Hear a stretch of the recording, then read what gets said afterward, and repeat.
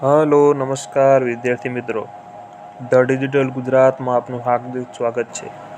મિત્રો, આજે આ વિડીયોમાં વાત કરવામાં આવે તો ગુજરાત ગૌણ સેવા પસંદગી મંડળ દ્વારા ભરતી જાહેરાત ક્રમાંક 366/2025-26 પેટા હિસાબનીય સબ ઓડિટર વર્ગ 3 અને હિસાબનીય ઓડિટર પેટા તિજોરી અધિકારીની ભરતી આજે બહાર પાડવામાં આવી છે. મિત્રો, ભરતીની સંપૂર્ણ જાણકારી માટે વિડીયોને અંત સુધી જુઓ, વિડીયોને સ્કીપ ના કરો. જો વિડીયોને સ્કીપ કરશો તો તમને અધૂરી માહિતી મળશે. તેથી બને તેટલો વિડીયોને શેર કરો, લાઈક કરો, સબસ્ક્રાઈબ કરો.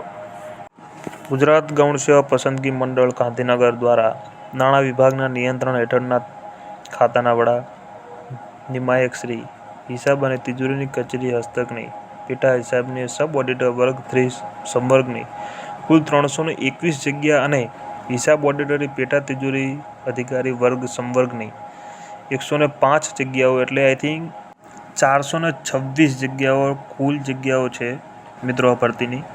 તો મિત્રો, તમારા એક પ્રશ્ન થતો હશે કે આ ભરતી માટે કોણ ફોર્મ ભરી શકે, કોણ ફી ભરી, કેટલી ફી, શું છે, શું પ્રક્રિયા છે. તો મિત્રો, સંપૂર્ણ માહિતી તમને આ વિડીયોમાં મળી જવાની છે. વિડીયોને અંત સુધી જુઓ, લાઈક કરો, સબસ્ક્રાઈબ કરો અને શેર કરો. તો મિત્રો, ટોટલ આ ભરતીની જગ્યાઓ છે 426. બીજો ઘણા મિત્રોને પ્રશ્ન એ થતો હોય છે કે વયમર્યાદા શું છે. તો મિત્રો, આ ભરતીમાં વયમર્યાદાની તમને વાત કરું તો પહેલું તો તમે ગ્રેજ્યુએશન પાસ હોવા જોઈએ. ને ગ્રેજ્યુએશન પાસ હોવા જોઈએ એટલે તમારી આઈ થિંક ઉંમર થઈ 19+ તો હશે જ, 19 થી 20+ તો ગણીને ચાલવાનું જ. તો મિત્રો, વયમર્યાદામાં તારીખ 30/11/2025ના રોજ ઉમેદવારની ઉંમર 20 વર્ષથી ઓછી નહીં અને 35 વર્ષથી વધુ નહીં.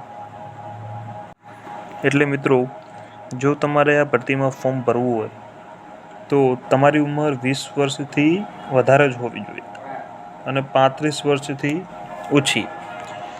અને મિત્રો, જો શૈક્ષણિક લાયકાતની વાત કરું તો અને બીજું શૈક્ષણિક લાયકાતની વાત કરવા જઈએ તો મિત્રો, શૈક્ષણિક લાયકાતમાં તમે ગ્રેજ્યુએશન પાસ તો 2 નંબરની વસ્તુ છે. ગ્રેજ્યુએશન પાસ ઉપર જ બધી ભરતીઓ આવતી હોય છે. અને બીજી આ ભરતીની અંદર એક જે મેઇન પોઈન્ટ વાત છે કે તમારે ગ્રેજ્યુએશનની અંદર કોમર્સ હોવું જોઈએ.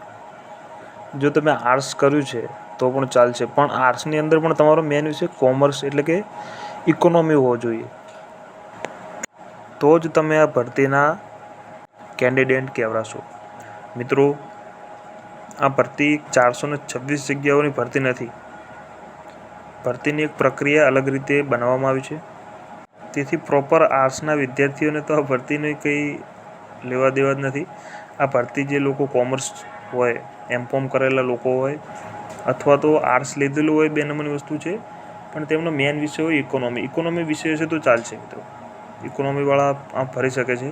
અને તેની સંપૂર્ણ માહિતી જોઈતી હોય તો તમે ઓજસ ઉપર જશો, તે એપ્લાય ફોર્મની અંદર તે ડિટેલ્સ આપેલી જ છે. તેની સંપૂર્ણ માહિતી તમે એપ્લાય ફોર્મ્સના ડિટેલમાં જોઈ લો.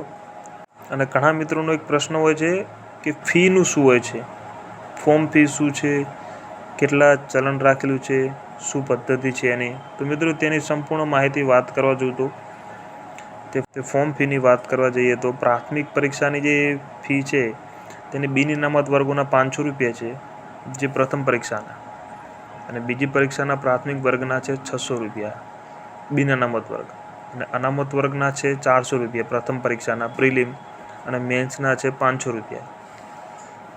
મિત્રો, પરીક્ષા પદ્ધતિ 2 તબક્કામાં લેવામાં આવશે. પ્રથમ પ્રિલિમ હશે અને બીજી મેન્સ હશે. હજી તારીખની કોઈ અંદર બહુ ઉલ્લેખ કરેલો નથી, એટલે હું તારીખ વિશે તો કહી નહીં શકું કે કઈ તારીખે તમારી પરીક્ષા હશે કે કઈ તારીખે શું હશે. પણ મિત્રો, અભ્યાસક્રમ તમને આપી દીધેલો જ છે, એટલે અભ્યાસક્રમ પરથી તમે ફૂલ તૈયારી ચાલુ કરી શકો છો. અને મિત્રો, પ્રથમ પેપર એટલે કે પ્રિલિમની વાત કરું તો પ્રિલિમ પરીક્ષા તમારી ગુજરાતી ભાષા, ગુજરાતી લેંગ્વેજમાં જ હશે. તેનો ટોટલ ટાઈમ હશે 2 કલાક. મિત્રો, 2 કલાકનું તમારું પ્રથમ પ્રિલિમનું પેપર આવવાનું છે. અને તેની અંદર જો વિષયની વાત કરીએ છીએ તો પ્રથમ જનરલ સ્ટડી, હવે અમને જનરલ સ્ટડીની અંદર કેવા કેવા વિષયો આપ્યા છે તો હિસ્ટ્રી ગુજરાત એટલે ગુજરાતનો ઇતિહાસ, જિયોગ્રાફી ગુજરાતની ભૂગોળ, બધા એટલે મોસ્ટ ઓફ સબ્જેક્ટ આવી જ જાય છે. ટેકનોલોજી એટલે 20 ગુણનું એ મોસ્ટ ઓફ નાખેલું છે આમને. સ્પોર્ટનું ના જીકે આવી ગયું મોસ્ટ ઓફ. અને બીજા નંબરમાં જોવા જઈએ તો 10 ગુણનું આ લોકોએ નાખેલું છે ગણિત અને રીઝનિંગ બંને 10 ગુણનું. લસા ગુસ્સા આપેલું છે, નંબર સિરીઝ ને બધું આપેલું છે. પછી 10 ગુણનું ગુજરાતી વ્યાકરણ, 10 ગુણનું ગ્રામર, ઇંગ્લિશ ગ્રામર આ લોકોએ આપેલું છે 10 ગુણનું. આવી રીતે મિત્રો ટોટલ તમારે 150 ગુણનું પેપર હશે. પ્રથમ પેપર જે પ્રિલિમ પરીક્ષા હશે એ 150 ગુણની હશે અને એનો કુલ સમય તમને આપવામાં આવશે 2 કલાક. બીજી મિત્રો મેન્સ પરીક્ષાની વાત કરું તો મેન્સ પરીક્ષાની અંદર તમારે ટોટલ માર્ક્સ હશે 100 અને બીજું પેપર એટલે મેન્સના પણ 2 પેપર લેવામાં આવશે. પ્રથમ પેપર 100 માર્ક્સનું અને બીજું પેપર પણ 100 માર્ક્સનું. પ્રથમ પેપરની અંદર 50 માર્ક્સનું ગુજરાતી ભાષા છે, એની અંદર નિબંધ વગેરે, સંક્ષિપ્તીકરણ, પત્ર લેખન, પર્યાય ભાષા, અહેવાલ લેખન વગેરે વગેરે એટલે 50 માર્ક્સનું ગુજરાતી છે અને 50 માર્ક્સનું ઇંગ્લિશ છે. અને પેપર જે બીજું 100 માર્ક્સનું છે તેની અંદર બધું જનરલ સ્ટડી છે અને પરીક્ષાની તારીખ હજી સુધી આપી નથી. અને જોતા રહો ધ ડિજિટલ ગુજરાત.